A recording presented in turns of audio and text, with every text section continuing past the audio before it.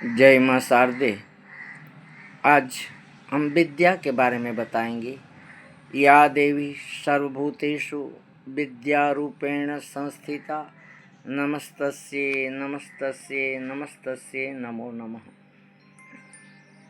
विद्या रूपी धन एक ऐसा धन है कि ज़्यादातर लोग नहीं समझ पाते कि धन माने पैसा। धन के दो प्रकार है।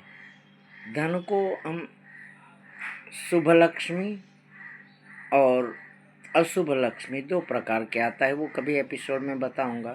धन को दौलत भी कहते हैं, तो दौलत के बारे में भी अगले एपिसोड में बताएंगे। लेकिन आज विद्या के बारे में बताते हैं कि विद्या को धन क्यों कहा गया। यदि धन है और विद्या धन के बल पर खरीदना चाहोगे तो धन बल से विद्या प्राप्त नहीं होगी, लेकिन विद्या होगी तो धन आएगा ही आएगा।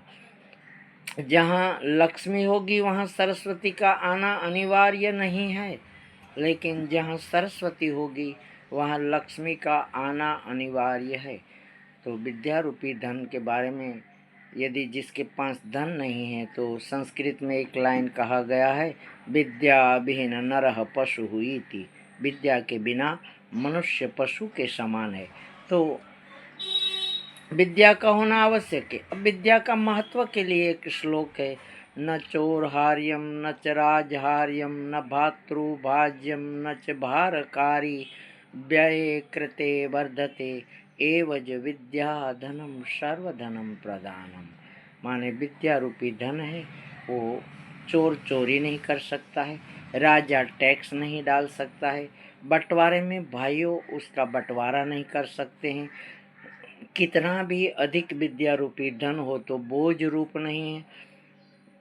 और दूसरे धन को जैसे 100 रुपया है और खर्च करोगे 50 का तो 50 बचेगा, 50 में से 30 खर्च करोगे 20 बचेगा, और 20 खर्च करोगे तो 0 हो जाएगा।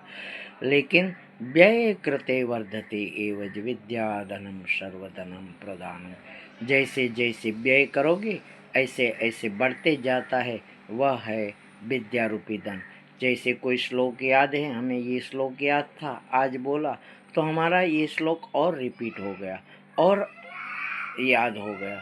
विद्या रूपी धन, जिसके पास जो विद्या है दूसरे को देते जाएंगे तो वो विद्या बढ़ती है, कम नहीं होती। इसीलिए विद्या रूपी धन को सभी धनों का प्रधान कहा गया है। विद्या धनम सर्वधनम प्रधानम। तो ये विद्या रूपी धन सभी धनों में मुख्य है, लेकिन विद्या के साथ विवेक का होना बहुत आवश्यक है। अहंकार में रावण के पास बहुत सारी विद्या थी, रावण के पास बहुत सारा ज्ञान था, रावण 9 ग्रहों को अपने कंट्रोल में रखता था, लेकिन जैसे अहंकार हुआ तो राम के हाथ उनका संहार निश्चित हो गया। जिस प्रकार पेड़ में फल आते हैं और पेड़ झुक जाता है, उस प्रकार विद्यार्थी में भी नहीं होना चाहिए। पहले के समय में लोग राह भूल जाते थे तो कोई छात्र को पकड़ के पूछते थे कि बेटा ये रास्ते पे या फला भाई के घर जाना है, कैसे जाया जाए। और विद्यार्थी वह होता है विवेक के साथ जवाब दे।